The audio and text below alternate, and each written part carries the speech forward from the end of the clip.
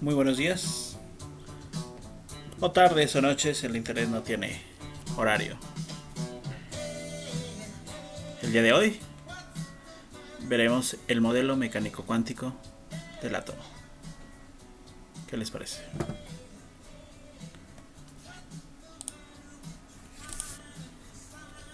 Leucipo y Demócrito, entre el 460 y el 370 antes de nuestra era, se pusieron a pensar y decían, bueno, si se toma un pedazo de materia y se parte en trozos cada vez más y más y más pequeños, llegará un momento en que estas partículas serán tan diminutas que ya no se podrán dividir más.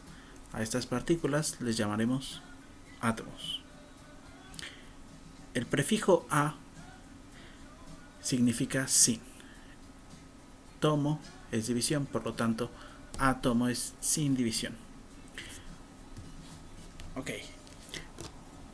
Después de esto, bueno, sigue una cascada, bueno, pasan cerca de 2000 años para que haya una cascada de pensamientos para la humanidad.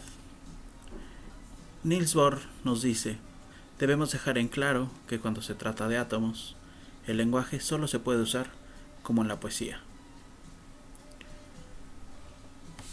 La primera idea formal de átomo nos la da Dalton en 1803. Hagan cuentas, son casi 2000 años después de Demócrito o Leucipo. Dalton en 1803 nos introduce una idea de átomo que es nos dice que simplemente es una esfera perfecta y bueno, que hay muchos tipos de átomos que a su vez conforman las moléculas. Sin embargo, la idea central de Dalton es que es una esfera perfecta. 100 años después, observen el salto histórico de 100 años, Thomson nos dice que esta esfera perfecta también tiene cargas positivas y negativas. Este modelo Thomson le pone o le da el nombre de budín de pasas. Solamente 7 años después, Rutherford, mediante el experimento placa de oro, nos da un núcleo, el del átomo, y unas órbitas alrededor, ¿sí? Entonces el núcleo lo hace positivo y las órbitas, los electrones alrededor, negativos. Solamente 2 años después, Bohr comienza con la idea de que estas órbitas no eran azarosas, sino que tenían una energía muy representativa y que todas las demás regiones estaban prohibidas y solamente estas órbitas eran válidas. Lo veremos más adelante con todo detalle. 13 años después, Schrödinger en 1926 nos da la idea cuántica del átomo, en donde el electrón ya no está en una órbita, sino en una región de probabilidad.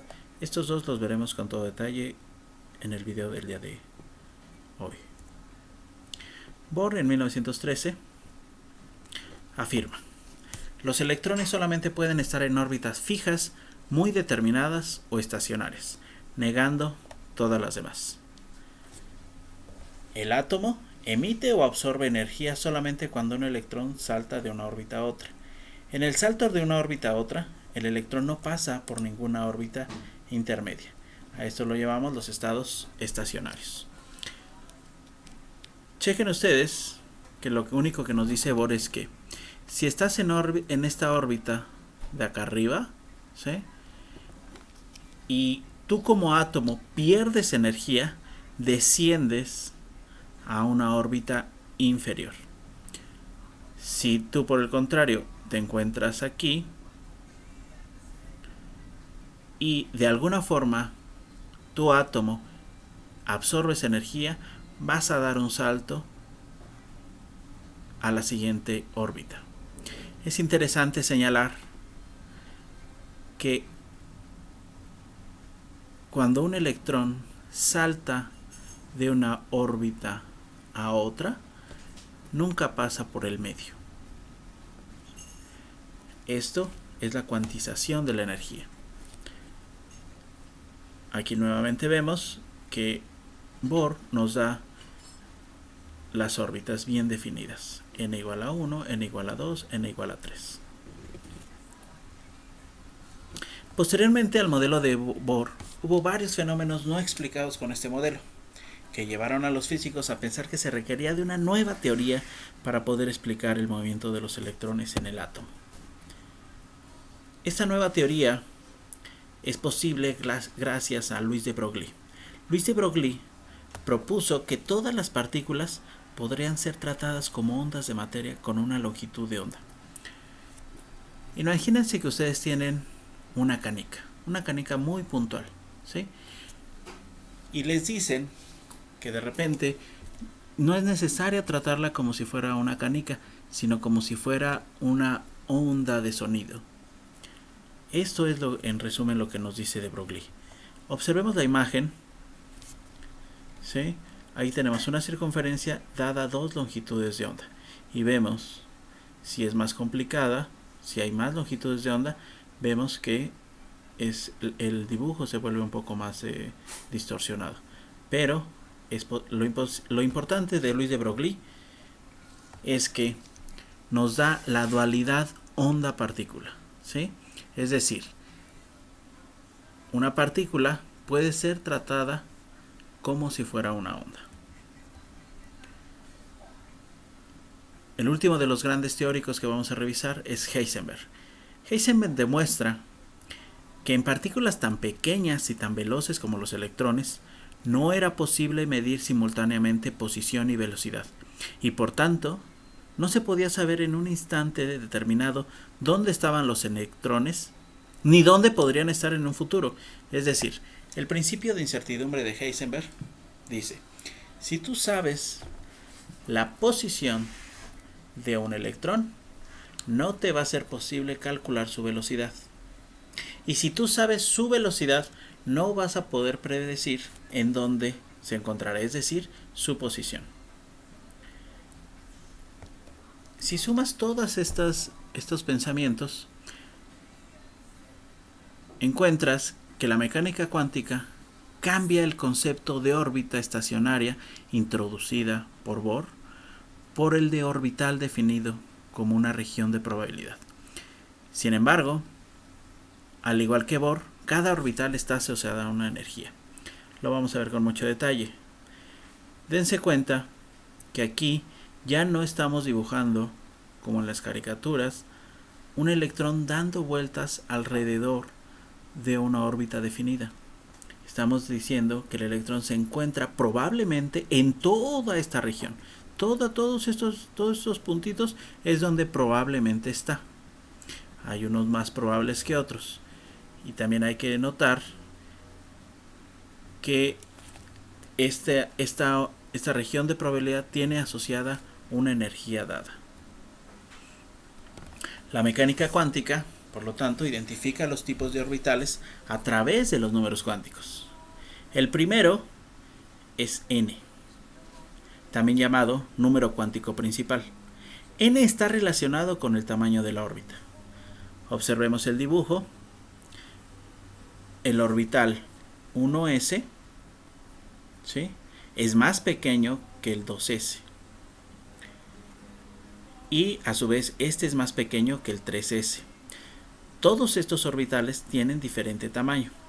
Podemos adivinar que el 4s es más grande que el 3s y que el 5s será más grande que el 4s y que el 3s.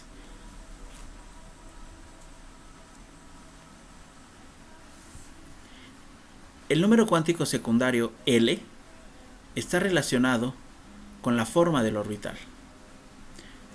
Observemos que el orbital S tiene forma esférica. ¿Sí? Aquí tenemos todos los orbitales S.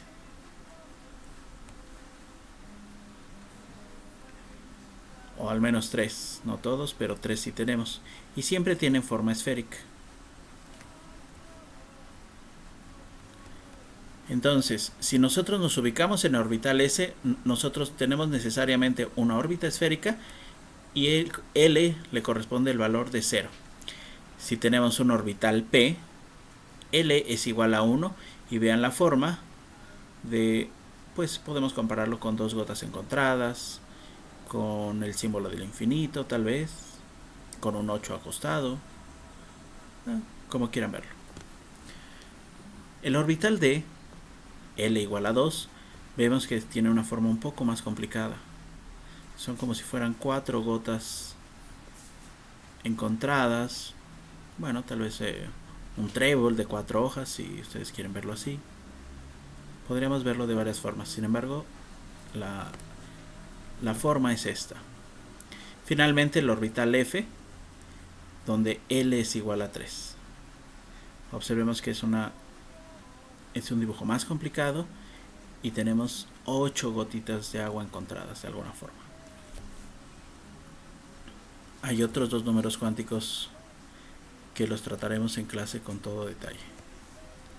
Todos los anteriores conceptos están englobados en la regla de las diagonales, misma que es explicada en el siguiente video. Gracias por su atención y hasta la próxima. Síganla pasándola muy bien.